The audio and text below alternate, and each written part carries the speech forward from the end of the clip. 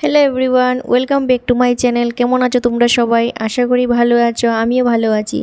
আজ আমি তোমাদের সাথে শেয়ার করব শীতল দিয়ে লতার রেসিপি। শীতল প্রেমীদের জন্য এই খাবার খুবই লোভনীয়। লতার সাথে শীতল হলে আর কিছুই লাগে না। তার জন্য দেখো আমি এখানে লতা নিয়েছি আর 10-12টা কাঁঠালের বিচি নিয়েছি। এবার আমি লতাটাকে একটু লম্বা লম্বা করে কেটে নিচ্ছি।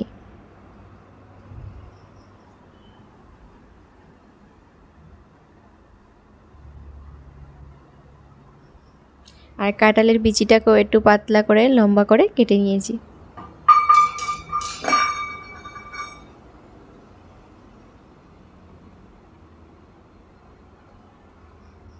লতা আর কাঁঠালের বিচিটাকে আমি এখানে সেদ্ধ করে নিচ্ছি, যাতে লতার চুলকানি ভাব যদি থাকে তাহলে এটা চলে যাবে আর কাঁঠালের বিচিটাও অল্প সেদ্ধ হয়ে যাবে।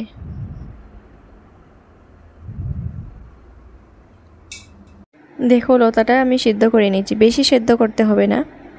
এখানে দেখো নিয়েছি শীতল, পেঁয়াজ কুচি, রসুন কুচি আর কাঁচা লঙ্কা একটু বেশি নিয়েছি, কারণ শীতলে একটু ঝাল বেশি না হলে ভালো লাগে না। এবার আমি কড়াইয়ে দেখো তেল দিয়ে পেঁয়াজ কুচি, রসুন কুচি দিয়ে দিচ্ছি।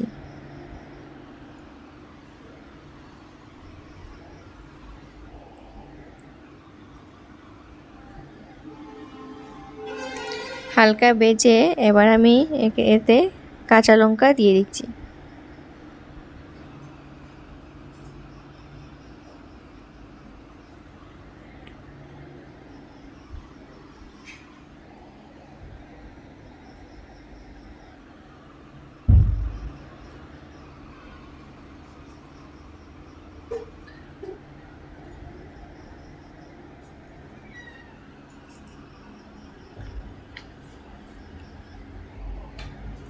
দিয়ে দিচ্ছি শীতল,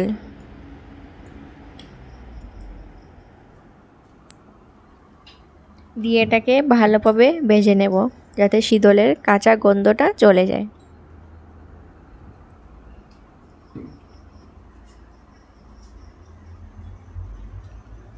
শীতলটা ভালোভাবে ভাজা হয়ে গেলে আমি এখানে লতা আর কাঁঠালের বিচিটা দিয়ে দিচ্ছি। দেখো আমি লতাটাকে পুরো সিদ্ধ করিনি, 4-5 মিনিট সিদ্ধ করলেই হবে, বেশি সিদ্ধ করলে লতাটা গলে যাবে। দিয়ে দিচ্ছি স্বাদ মতো নুন,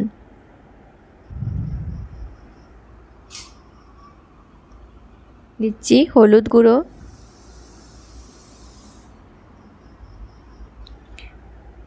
লঙ্কা গুঁড়ো 1 চা চামচ দিয়ে এটাকে ভালোভাবে নেড়ে দিচ্ছি।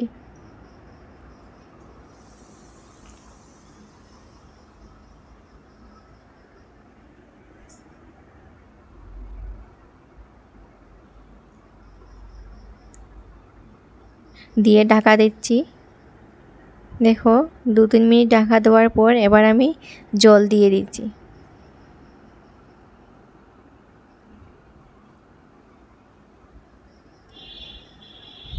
খুবই সহজ।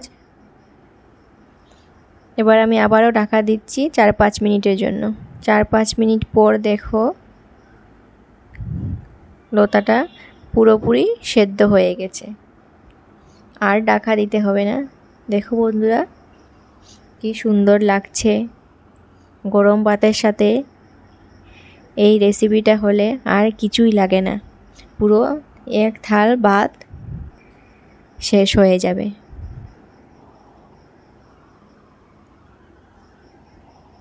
যদি আমার ভিডিওটা ভালো লেগে থাকে তাহলে একটা লাইক করে দিও, আর যারা চ্যানেলটাকে সাবস্ক্রাইব করোনি প্লিজ সাবস্ক্রাইব করে দিও।